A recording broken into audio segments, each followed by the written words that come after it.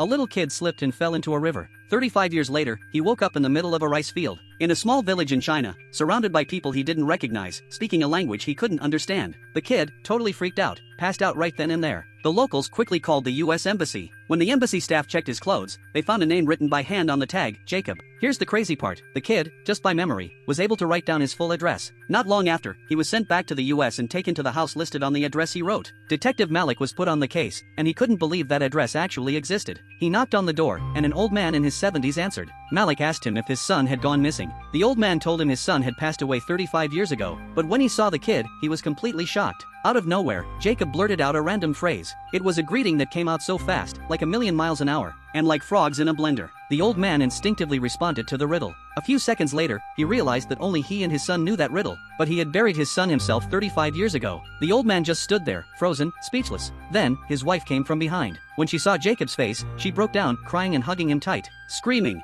Jacob's uncle, the sheriff of the town, heard the news and rushed over. He barged in, threw Jacob's death certificate on the table in front of the detective. But when he turned around and saw the kid, he was just speechless, totally stunned. Suddenly, Jacob was hit with fear and shock and had a seizure. He was rushed to the hospital, where he ran into an old classmate. The kid from back then was now an adult, but Jacob still looked like he hadn't aged a day. The doctors started checking him out, but something was off. At first, they couldn't find his pulse. They tapped the stethoscope and pressed it harder on Jacob's chest. His heartbeat sounded normal, steady, like everything was fine. While everyone was trying to process what was happening, Jacob disappeared. His family searched everywhere in panic. He ran off like a wild animal into the woods. His dad didn't hesitate for a second and chased after him, running deep into the forest. A strange feeling of deja vu hit him. This moment felt so familiar, but his body was different, and Jacob was still just a kid. Finally, Jacob stopped under a tree. He reached into a hole in the tree and pulled out a toy soldier, the same one his dad had given him as a birthday gift 35 years ago. The old man sat there for a long time, thinking about that accident from years ago, still fresh in everyone's memory. And nobody in the village ever doubted that Jacob had died.